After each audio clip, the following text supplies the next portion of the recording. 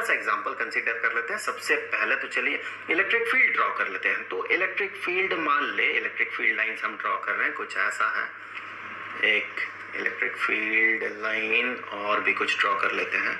सो एक constant electric field है यहाँ पर, हम जो भी डिराइव ऐसा है, एक इलेक्ट्रिक फील्ड लाइन और भी कुछ ड्रॉ कर लेते हैं। सो एक कांस्टेंट इलेक्ट्रिक फील्ड है यहाँ पर, हम जो भी डिराइव करेंगे इस वीडियो में ये कांस्टेंट इलेक्ट्रिक फील्ड के लिए होगा।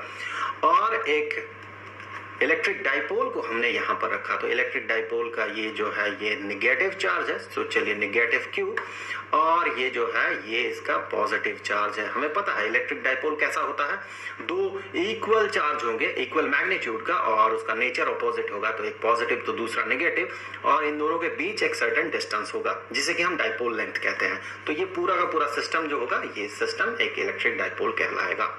तो एक कांस्टेंट इलेक्ट्रिक फील्ड है यहाँ पर, इलेक्ट्रिक फील्ड का मैग्नीट्यूड लिख लेते हैं। चलिए ये कांस्टेंट इलेक्ट्रिक फील्ड E है, एक डाइपोल को हमने यहाँ पर प्लेस किया। तो सिचुएशन देखिए कैसा होगा, ये जो पॉजिटिव चार्ज होगा, इस पॉजिटिव चार्ज को ये जो इलेक्ट्रिक फील्ड है अपने डायरेक्शन में ही पुश करेगा, और नेगेटिव चार्ज को अपने अपोजिट डायरेक्शन में ये पुश करेगा।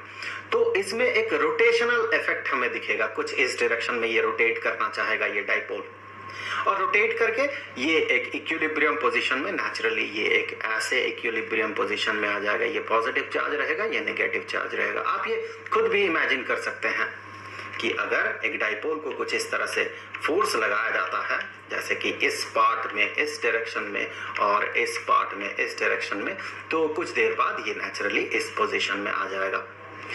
अब आप ये देखें कि अगर आप इसके पोजीशन को कुछ चेंज करना चाहते हैं, कैसे आप इसे रोटेट करना चाहते हैं और इसका पोजीशन मान ले कुछ ऐसा आप बनाना चाहते हैं, तो इसके लिए क्या आपको काम करना होगा?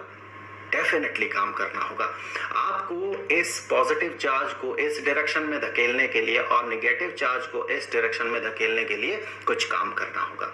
तो आप जो काम करेंगे उसका होगा क्या? आपने मान ले W काम किया, तो इस W काम का होगा क्या? ये इसके पोटेंशियल एनर्जी के तौर पे स्टोर्ड हो जाएगा। इसका मतलब ये है कि अलग अलग पोजीशन में लाने के लिए हमें अलग अलग अमाउंट का काम करना होगा। इसका मतलब अलग अलग जगह पे अलग अलग पोजीशन के लिए, मुझे कहना चाहिए अलग अलग पोजीशन के लिए इस डाइपोल का पोटेंशियल एनर्जी अलग अलग होगा। इसका मतलब ये इसके पोजीशन पे डिपेंड करेगा। इसीलिए एक डाइपोल का हम एक एक्सटर्नल इलेक्ट्रिक फील्ड में जब पोटेंशियल एनर्जी पता करेंगे तो उसके पोजीशन के रेस्पेक्ट में पता करेंगे। मुझे कहना चाहिए उसका जो शेप होगा, या फिर कहें यहाँ इलेक्ट्रिक फील्ड लाइंस के साथ या इलेक्ट्रिक फील्ड के साथ ये जो एंगल बनाएगा उसके रेस्पेक्ट में हम इसे पता करेंगे। क्योंकि देखिए अगर ये थीटा मान ले कि 30 डिग्री का है, अब अगर इसे रोटेट करके हम 60 डिग्री का बनाना चाहते हैं ये एंगल, तो हमें कुछ काम करना होगा, वही काम इसके पोटेंशियल एनर्जी में स्टोर्ड हो जाएगा, तो इसका पोटेंशियल एनर्जी बढ़ जाएगा।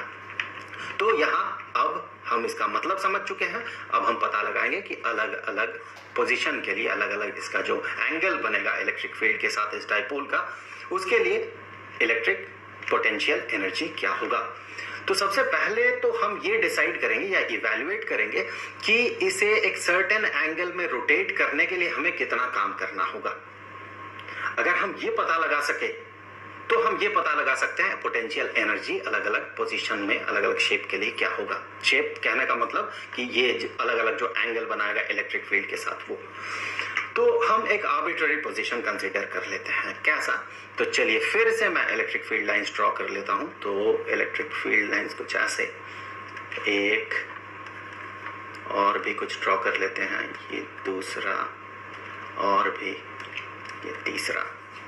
हम क्या करते हैं, इस डाइपोल को एक आर्बिट्ररी पोजीशन में रखते हैं। सो ये डाइपोल का पॉजिटिव चार्ज और ये नेगेटिव चार्ज, ये बिल्कुल एक आर्बिट्ररी पोजीशन है।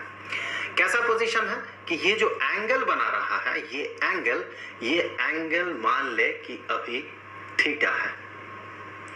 तो इस केस में हम कह सकते हैं कि इलेक्ट्रिक फील्ड इस डाइपोल पे, इलेक्ट्रिक फील्ड E इस डाइपोल पे जो टॉर्क अप्लाई करेगा उसका डायरेक्शन क्या होगा। सबसे पहले तो देख ले, इस डायरेक्शन में रोटेशनल इफेक्ट रहेगा इस डाइपोल का।